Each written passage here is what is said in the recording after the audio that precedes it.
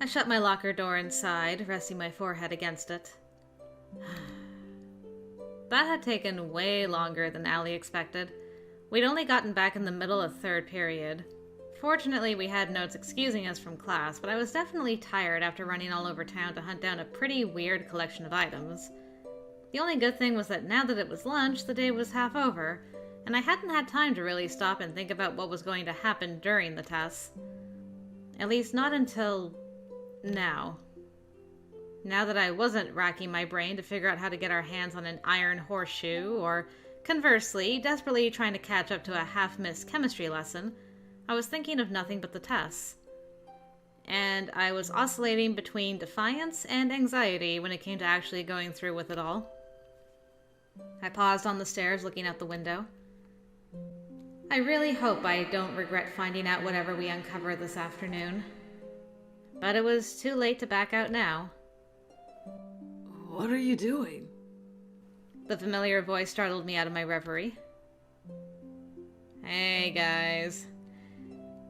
Adrien was standing a few steps below me, looking up with the usual smile. To my surprise, Spencer was with him as well. I've been seeing you two together a lot lately. Yeah, looks like we have a lot in common. Really? You don't have to say that like it's shocking. It kind of is shocking, though.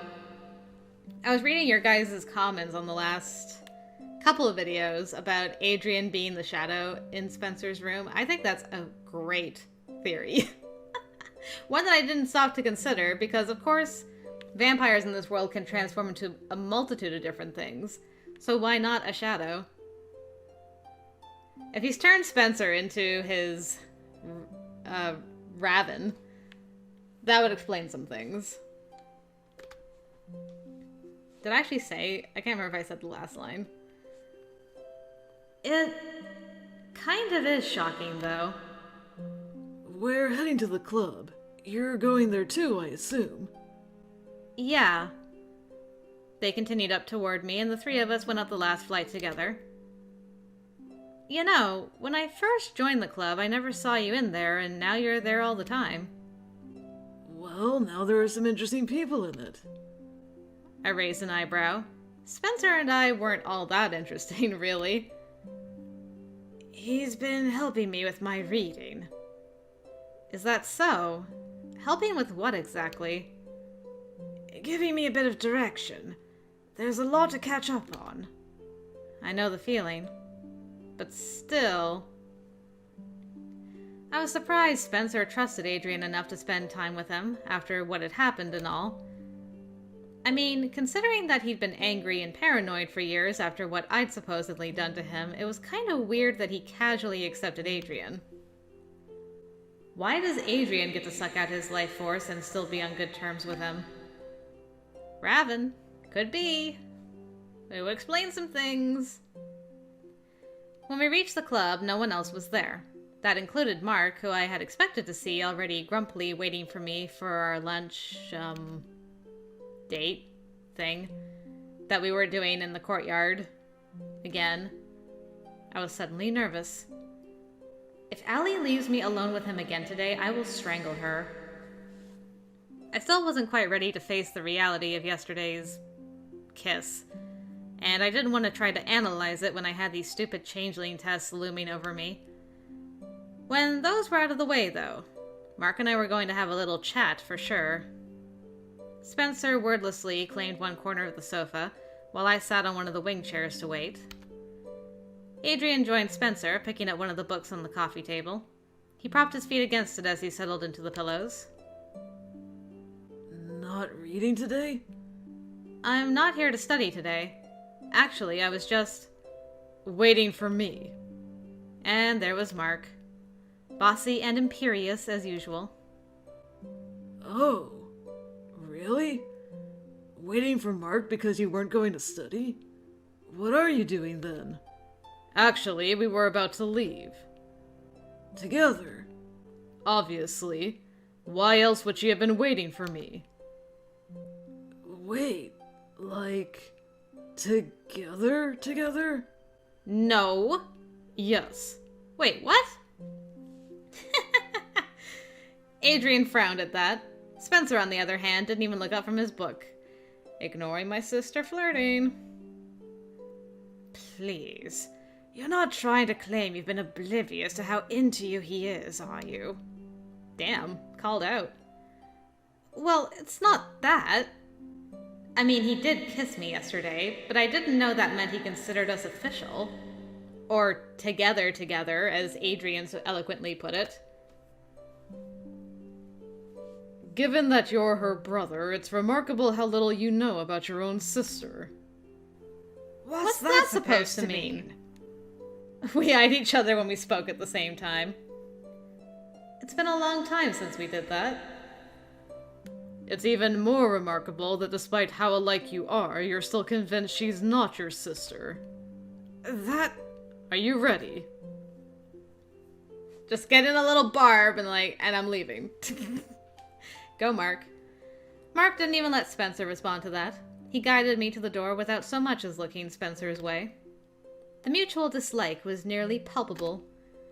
I shot Spencer a look as we headed into the courtyard, but he was just staring down at his book, brow furrowed and lips pursed into a frown. To my relief, Allie was already in the courtyard waiting for us. She was bent over and scribbling in what looked like a planner. I already ordered your lunch and something for me to drink. I'll be back in a moment. You didn't have to do that. It's already too late to complain. He left me there with Allie. As soon as he was gone, I joined her at the table, grabbing her arm.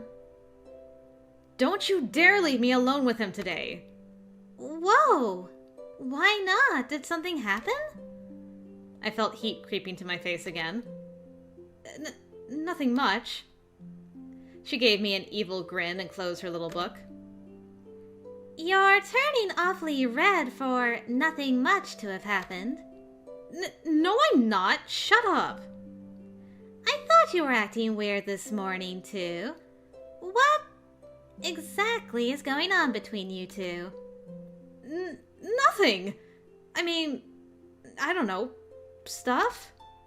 Allie burst out laughing. Okay. Sure. Desperate for a way to change the subject, I nodded toward her planner. What are you working on? Trying to plan out my schedule for the next few days. Looks like I'm going to have a limited amount of time this afternoon, too. They're working you pretty hard, aren't they? Don't you think they're going overboard? Well, I won't deny there's a lot of work this year. It's not their fault, though. There's been a thing going on. A thing? Yeah, some group of idiots is apparently planning to wake up something that's sleeping under the old mines out by Slaughter. Something? It's basically a really powerful cryptic.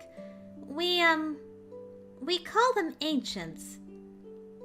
Well, that sounds disturbingly Lovecraftian. They're trying to wake it up? Yeah, ancients are, well, ancient. Definitely pre-modern civilization. Some just kind of float around watching and never doing anything, which is all good and well. Some have been sealed up or are just sleeping. Because that's what you do when you're thousands of years old and life isn't interesting anymore, I guess. I'm assuming waking this one up is bad? Some of these ancients are really dangerous. We're talking end-of-the-world dangerous. What? Yeah. Don't worry about it. The agency's already working on shutting this down. And trust me, they do it all the time. Okay, 1, that's not reassuring. 2, please tell me you are not involved in something dangerous. Nah, there's no way they trust high school students with that. It does mean that a lot more of the less dangerous work has been foisted off on us. Ugh. That makes my changeling issue sound distressingly trivial. It's not trivial. Don't even start thinking that. I'm just annoyed because I wanted to come over this weekend to hang out. I don't know if that's going to happen now. Best friend hangout canceled due to the world possibly ending. What a bummer. The agency should just let these idiots wake this guy up. Then put him back to sleep after he eats them all.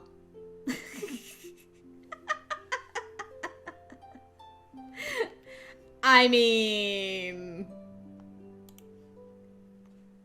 Well, they definitely wouldn't do it again. It's definitely hard to try to end the world when you're in the stomach of an ancient. Hard seems like an understatement. I wish they'd at least let me punch one of them for being such pains in the butt. Pain in the butt also seems like an understatement for someone trying to end the world. I can't believe I'm a part of all this now. I can't believe we're sitting here idly chatting about how the world might end this weekend. Anyway, this afternoon I am all yours. At least for a little while. For some awesome... Not awesome. testing. We don't have to go through with it, you know. No, we need to get it over with before I lose my nerve. Anyway, I'm more concerned about the possible apocalypse. Maybe I should be asking you to teach me to protect myself instead. Oh, I can do that too. Right now, even. It can't be that easy. You're Fae. You probably do have a talent for magic, you know. I made a face at that. It's the truth, though. Look, try this.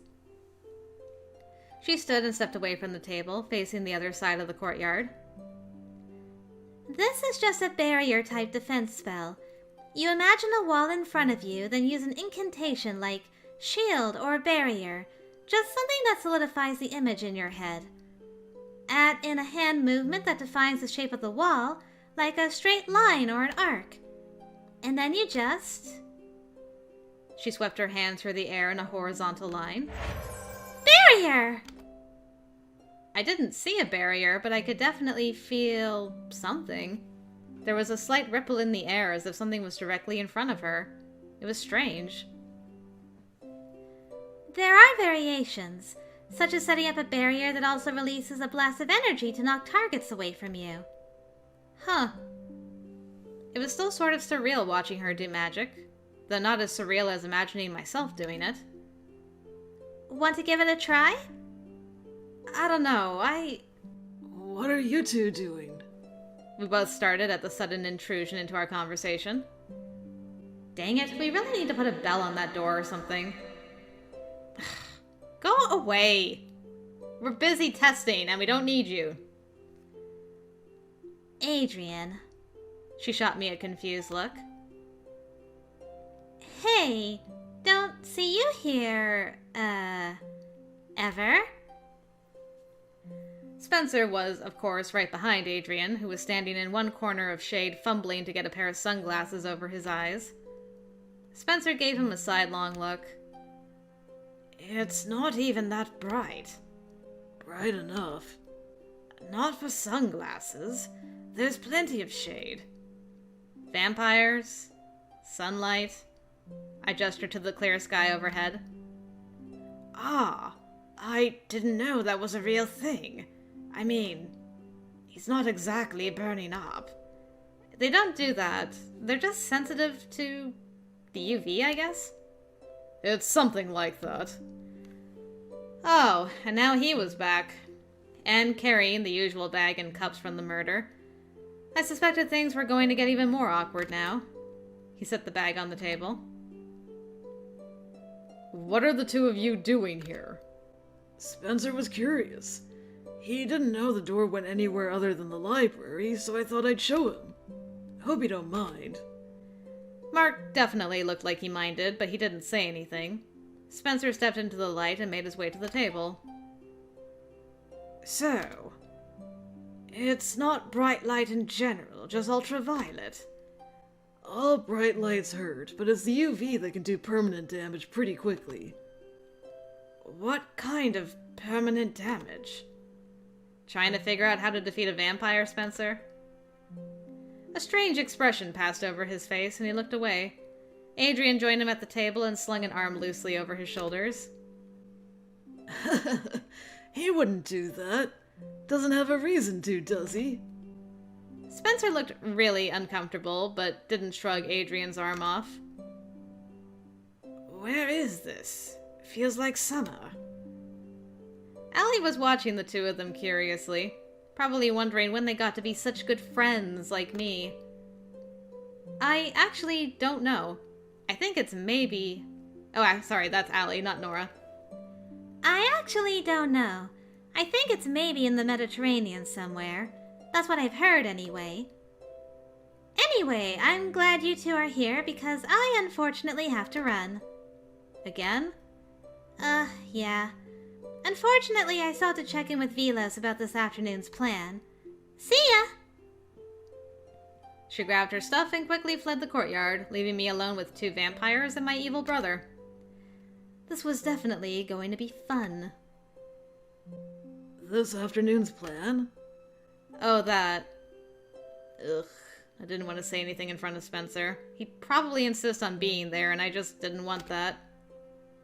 Yeah, like, why do we have to tell him? We could just say she's doing, agency stuff like she usually does. Haha.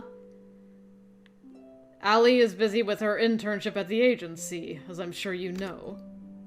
I shot him a grateful look. He handed me my sandwich in return. Thank you, boo.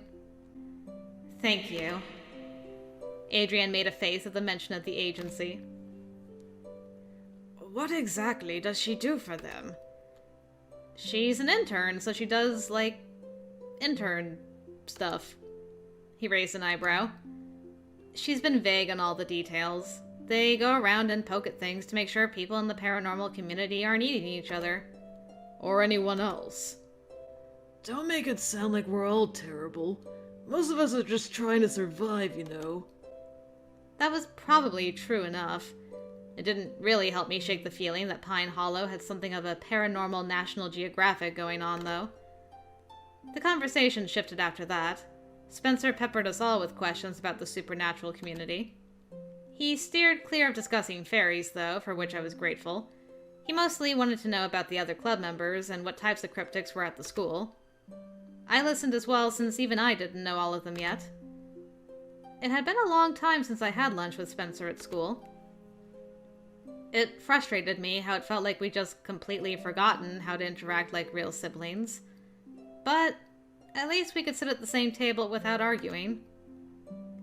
Mark, I think, was annoyed that we had other people with us, but I was a little relieved. They left a few minutes before lunch was over, though. Mark and I had a few minutes to ourselves in the club room before the bell. Don't forget that I want you to wait for me before you start the test this afternoon. I know. Will you and Allie be doing it here? Yeah, we figured this is where we'd have the fewest interruptions. Mark nodded. He looked at me seriously for a long moment. It won't change anything, you know. Whatever you find out. Either way, it won't change anything. I want to believe that. I gave him a smile and nodded toward the door. Come on, let's go. School was over way too quickly. Why did it feel like it dragged on forever on a normal day, but today it sped by in a flash? Because you had a thing that you didn't want to do. Allie and I had waited until the club room cleared out to break into our stash of collected items. We quickly made our way to the courtyard and carefully spread everything out on one of the tables. We surveyed everything in front of us. This is the most random collection of stuff I've ever seen. I concur. Where's your boyfriend? I have no idea. She must have sensed that I was feeling pretty jittery about all this because she didn't tease me about the lack of denial. She checked the time on her phone with a frown. I don't have a lot of time. Let's just start. He can be mad if he wants to, but I'm going to go nuts if we don't just do it. Okay, let's start simple and just cross off the most obvious things. Changelings are usually left-handed. I'm ambidextrous. Yeah, so I guess that's a maybe? I don't know. Me either. What about darkening of the irises? I shrugged. My eyes have always been this color. Yeah, let's just cross that one off too. Eating voraciously is a no. Being mean and contentious. She gave me a long, critical look. Ha ha. I guess we'll say no to that one too. You can be nice, sometimes. Okay, next is this. She picked up my dad's shirt, which I borrowed from the laundry room that morning. Nice, not a stinky one like Spencer got last time. Quickly turning it inside out, she dropped it unceremoniously on my head. I sat there, staring at her fuzzy silhouette through the blue flannel, rolling my eyes. She lifted the edge and peered at me. Anything? Technically, this method was used to keep children from being stolen. It might be a little late in my case. Also, this smells gross. I had to take one from the hamper. Can we get it off my head? Okay, so it still smells gross. Boo. Allie snickered and pulled it off. I smoothed my mussy hair. Okay, what about the scissors, tongs, and horseshoe? I picked up the horseshoe, turning it over in my hands. I'm actually kind of amazed we even found one of these. But unfortunately, nothing really happens when I touch them. Not even a tingle. Not really. Iron's considered a fairy bane, but I think it only works on some types. I guess I'm not one of them.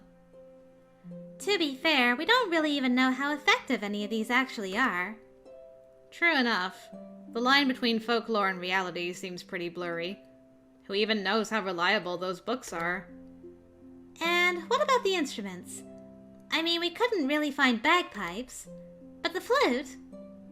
Not getting an urge to play. Sorry.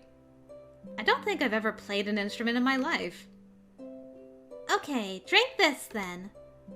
She opened the thermos and filled the cap for me. That's the milk thing? Yeah. Man, this took forever to find. I'm just glad there are a lot of farms around here, and plenty of people who don't ask questions when you have weird requests. I took the thermos cap from her and looked down at it. What was it again? Something like the first milk from a mom cow after she had a baby cow? Basically, yeah. That's weirdly specific. Most of this stuff is. I took a sip of the fresh milk and made a face. Definitely did not taste like your typical grocery store milk. Anything at all? Nope, not really. I don't know what this is even supposed to do. Yeah, unfortunately, the texts were pretty vague. Think if we do too many of these at once, we'll cancel them out? I'd assume the results would be pretty immediate. If that's the case, they're definitely all a bust so far. Time to break out the eggshells. Oh, I can't wait to see this. Tea! She pulled a silver tea warmer out of the bag of items. That's what you're using? I couldn't really work out how to boil water in an eggshell. This seemed like it might work. She lit a tea light and set it inside before replacing the lid.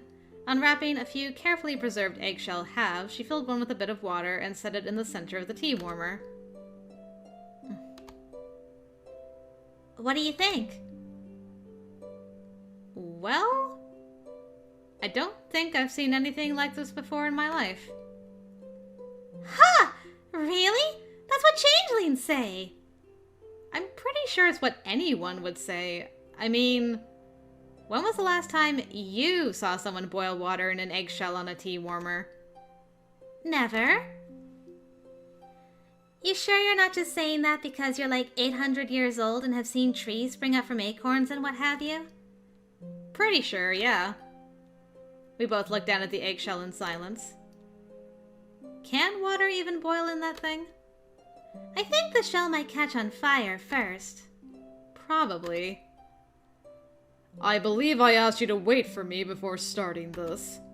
Hey, we have a schedule, buddy. You were late. I was held up dealing with something else. I don't have a lot of time today. We couldn't wait. Sorry, Mark. Allie said she's going to have to leave soon. What is all this? He gestured to the items scattered on the table. This is how you test to see if someone's a changeling. By boiling water in an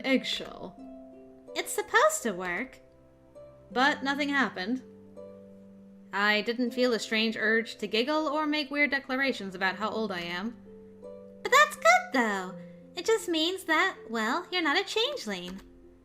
Or it means the books are full of nonsense. That could be it, but... Still, hopefully this makes you feel a little better? I wasn't sure it did. It all felt a little hollow somehow. If finding out a changeling was that easy, why would fairies even bother? Anyway, I really have to go. Let's clean up... I'll do it. You should just go. Are you sure? Yeah, it's fine. I have Mark to help me anyway.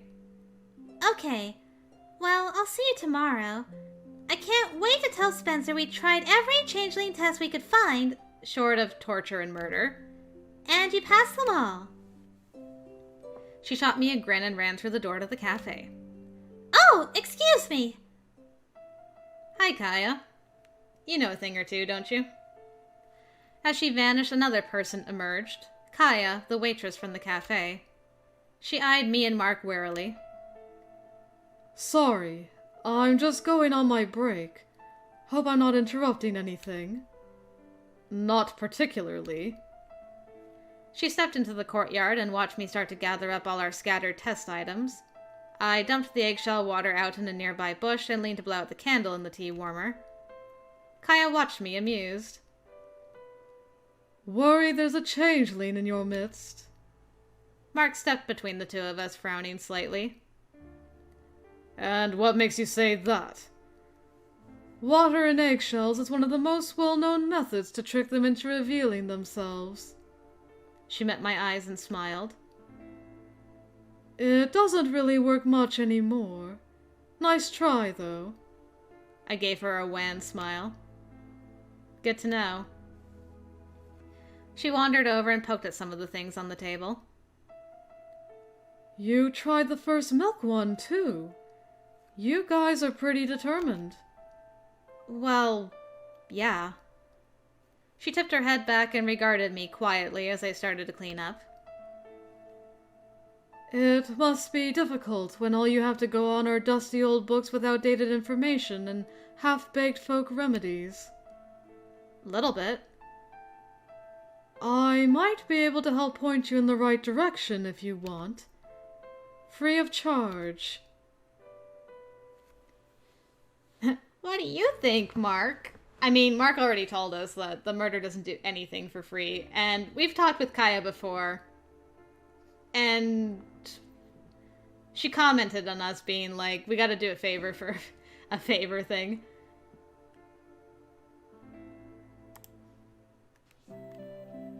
Nothing in life is free. Even I know that. And that's especially true when dealing with anything related to fairies.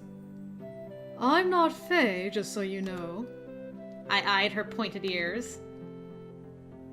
Still, I don't think I'd agree to get pointers for free regardless. I've heard a bit about the murder, including that you always work for a price. I was thinking of just offering some pointers. I don't have to charge for that. At this stage, I don't need pointers, I need answers. Fair enough. Then why not just ask for help and pay me for it? I shot Mark a sidelong look. He had suggested we talk to them, then our schedules hadn't really matched up. I was a little leery, but Corvin was a part of this group, and if they were doing something terrible, surely the agency would have stepped in by now. Instead, it sounded like the agency used their services as well. What exactly do you usually take for payment that's going to make people warn me away from asking you people for help? What we ask for depends on what you get from us. Payment has to balance out the services rendered. We don't ask more than what someone can pay, but sometimes we ask for more than what they're willing to pay. That's not hugely encouraging. Does this mean you're going to request my firstborn or something? No. No. Just for giving some advice, the payment wouldn't be steep. She eyed my backpack quietly for a moment. You have something interesting in there. I do? I can feel it. I pulled my backpack closer and opened it up, partially dumping the contents on the table. Kaya picked up the portfolio with some of my drawings and paintings. You're an artist. Yeah. What about one of these, as payment? Oh, sure. That's all she wants? Oh, that one again.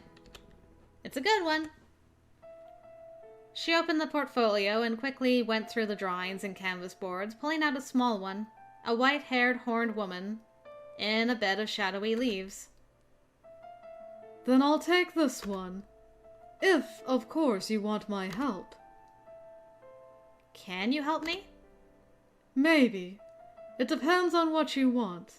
But I think I can at least offer some insight. I used to be a changeling too. What? I was completely floored by that revelation. Notice how she said, two. Yeah, there's my boy Mark, catching up on it. Two. Oh. I hadn't even caught that she phrased it that way. That's why you're with Mark. Are you implying that Nora is, in fact, a changeling? The aura's pretty unmistakable to anyone familiar enough with the process to recognize it. Wait. You're saying I am a changeling. Just like that. We'd done all those stupid tests and I'd passed them all. And now she was just waltzing in and saying I was a changeling like it was nothing. My legs suddenly felt all wobbly. It was Mark who pulled a chair out and helped me sit. I stared at the array of weird items scattered on the table. A rumpled shirt, milk, iron shears, eggshells. We'd done all of that to prove I wasn't a changeling, and now... So... There really is a real Nora out there somewhere. And I was just a fake. A real what now? She laughed. I glared at her as she took a chair and leaned on her elbows, still chuckling. It's not funny! If I'm a changeling, that means that somewhere out there is the human I replaced, right? She's the one that really...